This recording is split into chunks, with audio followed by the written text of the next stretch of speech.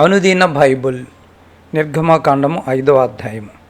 తర్వాత మోసే అహరోనులు వచ్చి ఫరోను చూచి, ఇశ్రాయేలీల దేవుడైన యెహోవా అరణ్యములో నాకు ఉత్సాహము చేయుటకు నా జనమును పోనిమ్మని ఆజ్ఞాపించుచున్నాడండ్రి. ఫరో నేను అతని మాట విని ఇశ్రాయేలును పోనిచ్చుటకు యెహోవా ఎవడు?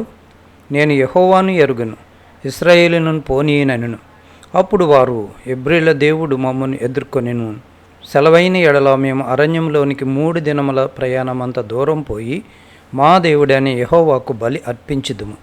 లేని ఎడల ఆయన మీ మీద తెగులుతోనైనను ఖడ్గముతోనైనను పడునేమో అనిరి. అందుకు ఐగుప్తు రాజు, మోసే అహరోను, ఈ జనులు తమ పనులను చేయకుండా మీరేలా ఆపుచున్నారు? మీ బరువులు మోయుటకు పొండెనను. మరియు ఫరో, ఇదిగో ఈ జనము ఇప్పుడు విస్తరించి ఉన్నది, వారు తమ బరువులను విడిచి తీరికగా నుండినట్లు మీరు చేయుచున్నారని వారితో అనెను. ఆ దినమున ఫరో ప్రజలపైనున్న కార్యనియామకులకును వారి నాయకులకును ఇట్లు ఆజ్ఞాపించును, ఇటుకలు చేయుటకు మీరు ఇక మీదట ఈ జనులకు గడ్డి ఇయ్యకూడదు. వారు వెళ్ళి తామే గడ్డు కూర్చుకొనవలెను. అయినను వారు ఇదివరకు చేసిన ఇటుకల లెక్కనే వారి మీద మోపవలెను. దానిలో ఏమాత్రమును తక్కువ చేయవద్దు. వారు సోమరులు కనుక మేము వెళ్ళి మా దేవునికి బలి అర్పించుటకు సెలవిమ్మని మొరపెట్టుచున్నారు. ఆ మనుషుల చేత ఎక్కువ పని చేయింపవలెను. దానిలో వారు కష్టపడవలెను. అబద్ధపు మాటలను వారు లక్ష్య పెట్టకూడదనెను. కాబట్టి ప్రజల కార్యనియామకులను వారి నాయకులను పోయి ప్రజలను చూచి, నేను మీకు గడ్డి ఇయ్యను, మీరు వెళ్ళి మీ గడ్డి ఎక్కడ దొరుకునో అక్కడ మీరే సంపాదించుకునిడి. అయితే మీ పనిలో నేమాత్రమును తక్కువ చేయబడదని ఫరో సెలవిచ్చిననిరి. అప్పుడు ప్రజలు గడ్డికి మారుగా కొయ్యకాలు కూర్చుటకు ఐగుప్తు దేశమందంతటను చెదిరిపోయిరి.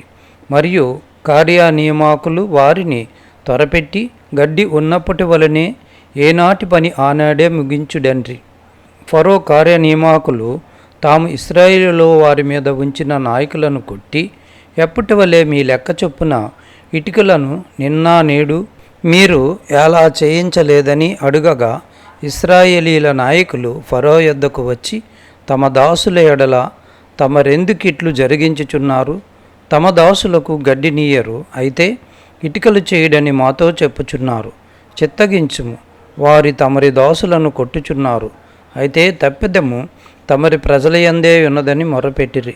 అందుకతడు, మీరు సోమరులు, అందుచేత మేము వెళ్ళి యెహోవాకు బలి నర్పించుటకు సెలవిమ్మని మీరు అడుగుచున్నారు. మీరు పొండి పని చేయడి, గడ్డి మీకు ఇయ్యబడదు. అయితే ఇటుకల లెక్క మీరు అప్పగింపక తప్పదని చెప్పాను. మీ ఇటుకల లెక్కలో ఏమాత్రమూ తక్కువ చేయవద్దు. ఏనాటి పని ఆనాడే చేయవలనని రాజు సెలవీయగా, ఇశ్రాయేలీల నాయకులు తాము దురావస్థలో పడియున్నట్లు తెలుసుకొనిరి.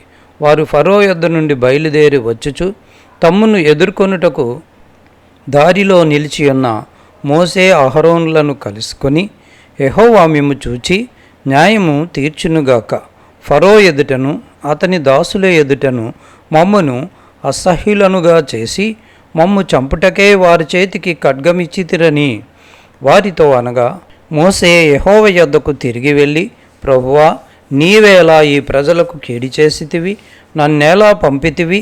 నేను మీ పేరట మాట్లాడటకు ఫరో యొద్దకు వచ్చినప్పటి నుండి అతడు ఈ జనులకు కీడే చేయుచున్నాడు. నీ జనులను నీవు విడిపింపను లేదనెను.